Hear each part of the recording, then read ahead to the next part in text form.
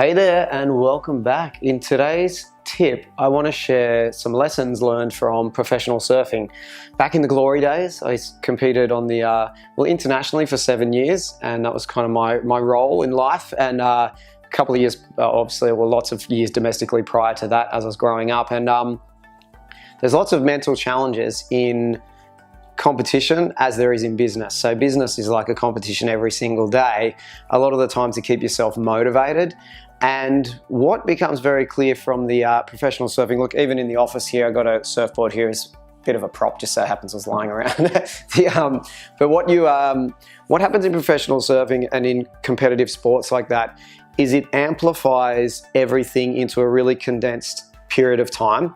So if I had an event coming up, you might train for this one event, and it's suddenly that one day and it all depends on this, go. And then you do that event and then it's the next one, and you have these really amplified moments. Whereas in business, these moments are a lot more subtle, but it's like every single day you have all these multiple little moments where it's like you've got this little competition on your hands. And one of the things that would come up for me quite regularly is the little voice inside our head.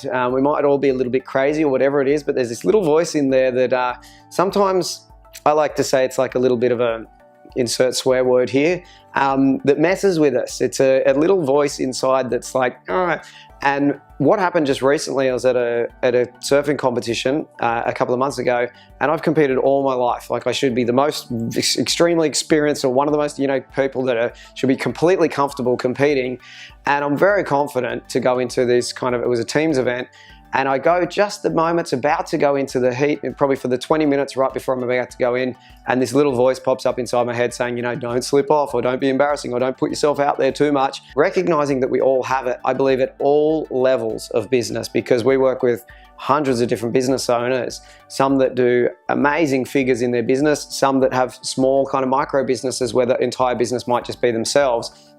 And at all levels, everybody deals with it. Everybody has this little voice come up. It's the same little voice that tries to protect you from maybe putting yourself out there and embarrassing yourself, or if you're about to go and exercise, you're about to go for a run and it says, no, stay in bed. It's nice and warm here. Let's just keep ourselves comfortable. Same little voice trying to protect us. However, you'll feel better when you go and do it. And if we get out of our own ways, good question to ask yourself is, what's the worst that's going to happen if you go and do it? If you go for a run, well, you're probably going to feel good.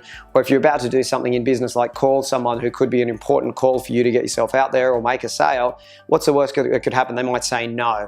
Well, then obviously it's best to proceed and go ahead.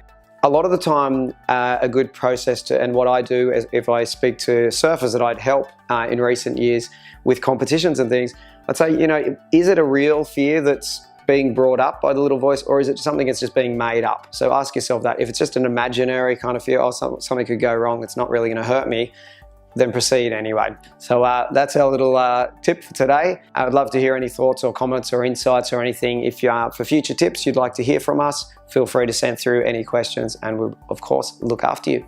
Bye for now.